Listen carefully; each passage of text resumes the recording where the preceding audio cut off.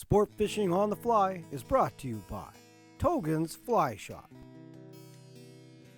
Maui Jim Sunglasses, and Hardy Rods and Reels.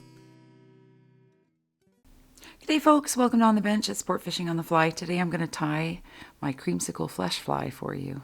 It's a fly that's been working really good for me both in the salt and the rivers for sea run cutthroat here on the west coast, as well as I caught a couple coho with it recently.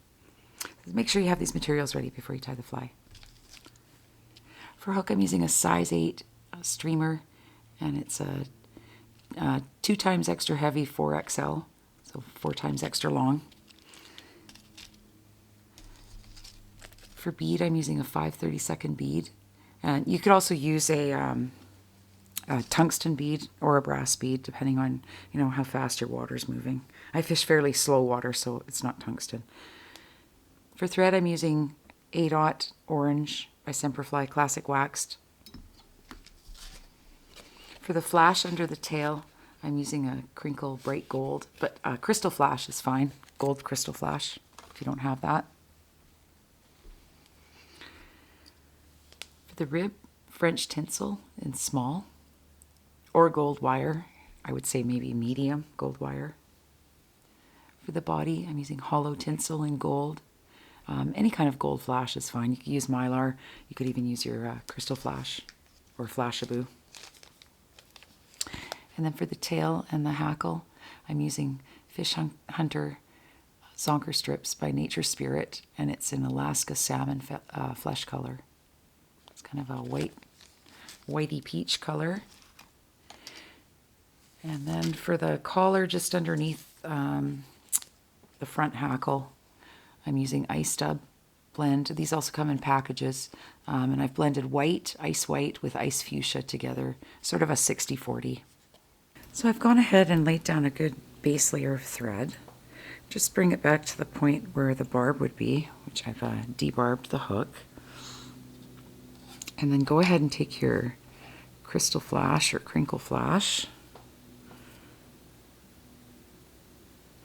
I've also done this fly in silver flash, silver bead. Works well. And I'm just gonna make a loop around that and then just pull it out. Just so I can try and minimize any bump here. I'm going to flatten the thread out a little bit. You're going to get a bump regardless.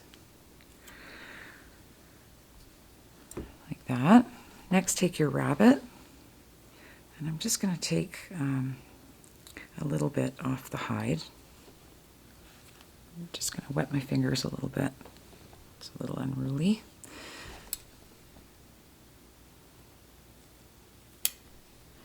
Just cut it clean from the hide. And next, I like to take it and just pull out some of this under fur. Still a little bit in there. I don't like a very thick tail, just because it's going to give even more of a bump at the back of the shank. So just try and clean that out.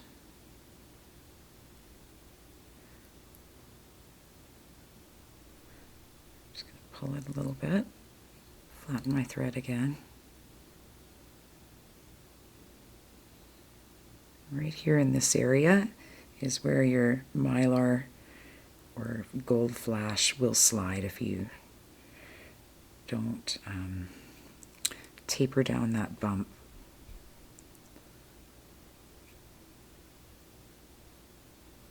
You want to taper it down. Oh, sorry about my desk there. My desk is shaking. It's unbalanced. Next, take your French tinsel or gold wire. And I'm just going to tie this in almost the length of the hook.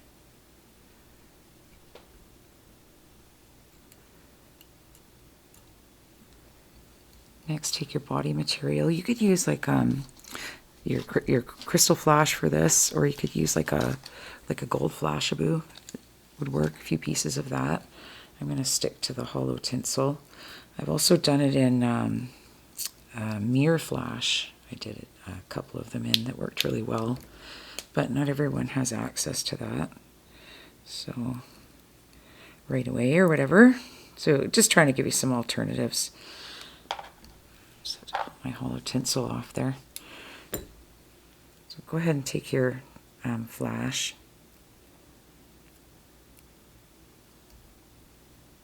Just tie that in at the back.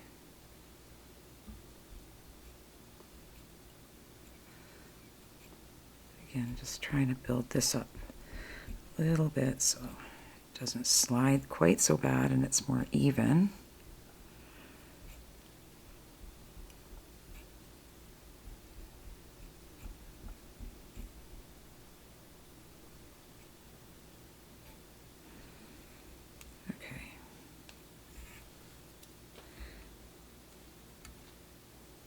And then next, you can just do a half hitch here. And bring your bobbin holder over. You could put some glue down here if you wanted to. I'm not going to bother for the video. But super glue, crazy glue, head cement. You just want to try and cover it up as much as you can. You might have gaps. If you have gaps, that's what the French tinsel looks after. So just wind this up.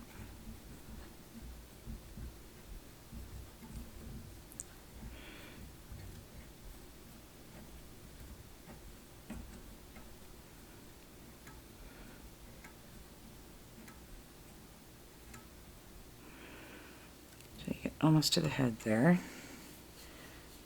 Just gonna wind my thread up. Move this out of the way. And then you just want to tie the tinsel off.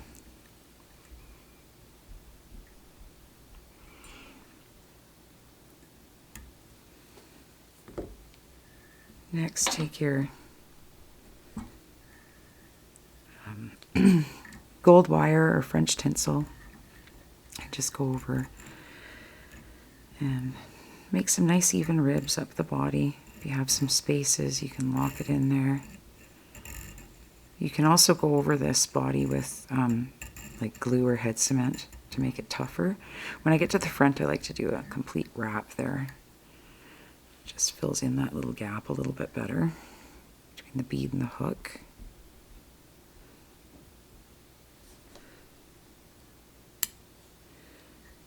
I'm actually going to bring my thread back to about here. An entire bead length at least back.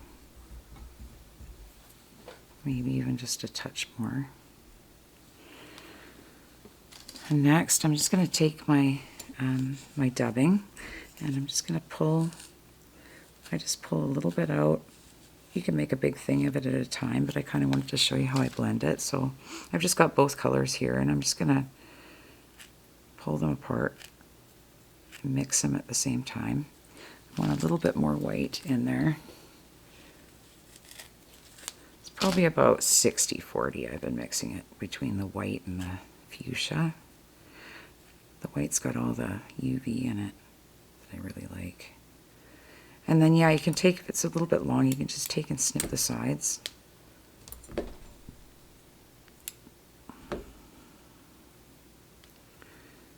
Just blend that together. Next, take your thread and build a dubbing loop. Just go around it a couple of times. Right back there, grab your dubbing twister.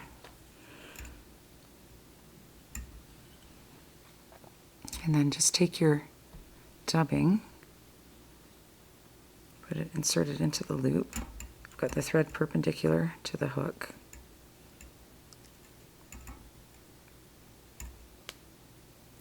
Hang on, my dubbing was getting caught there. Okay.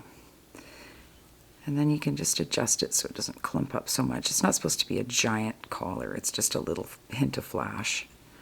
I just prefer doing the loop with it.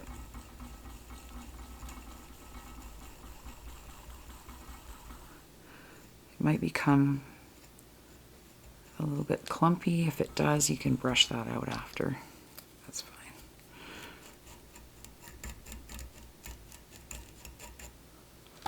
It's just a little hint of flash. And then I'm just going to take and wind that on. Bring my thread forward. I'll just make a few wraps of this right on top of each other.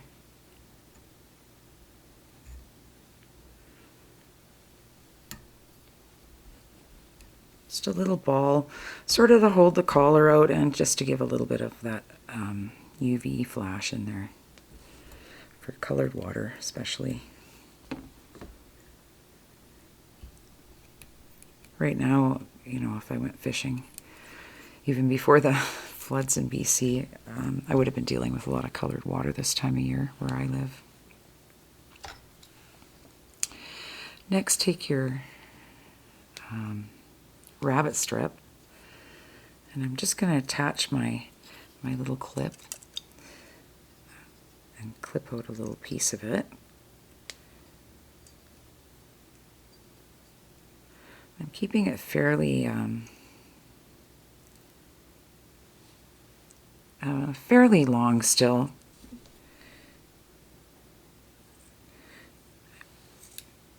Chopped about 1/8 of an inch off or so. Next, make another dubbing loop. Whoops, in front of the last one. Just a minute.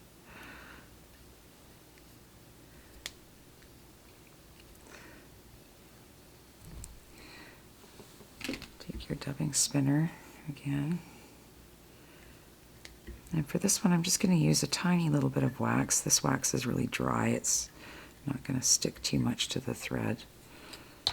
But it's just to give it a little, even though it's wax thread, it just gives it a little something extra when you're dealing with rabbit. I like to run my fingers along it so there's no clumps either. And then you just pinch your thread with your fingers and you can let go of your clamp in there. I'm going to just pull mine through slightly. And then you just want to spread it out. Spread out your rabbit. Oh, I got away from me there. So it's not in one big clump. And then just start spinning it so it grabs it. And then at first I spin this one a little bit slower. See, it's getting caught there. And then again, you want to take your brush. I'm going to take the softer end of this brush for this. Just brush this out. Looks like I got a piece of hide or something there. And just make sure there's no clumps. That's fine.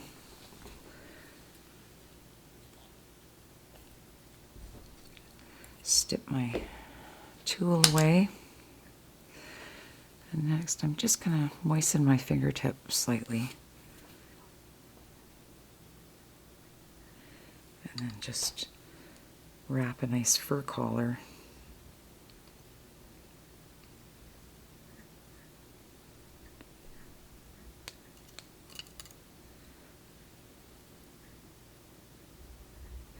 And this fly in the water really breathes well. It looks really nice. It got eaten right away as soon as I threw it in there. The few times that I fished it so far.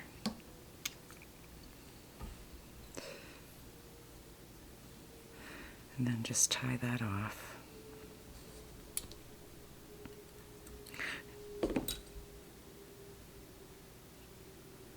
Next, you just want to sweep it back and then just build a nice little orange collar. Little piece of fur there.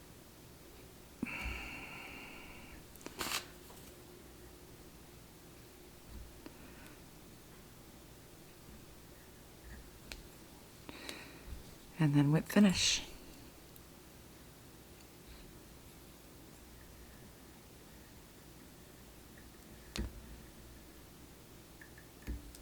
I got some of the rabbit caught in there and something olive. Go over it again. I got rabbit everywhere.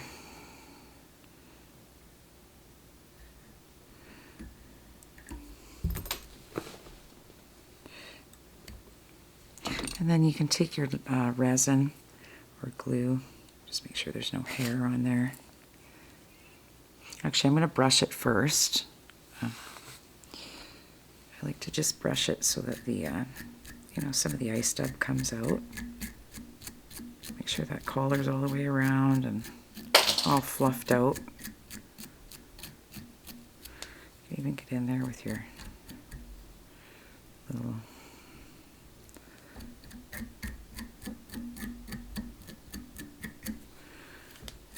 stiff part of the brush. You could use Velcro for this too. That's fine. Good enough. And then just make sure there's no hair in that bead. Just give it a little shot of glue or resin or whatever you have on hand.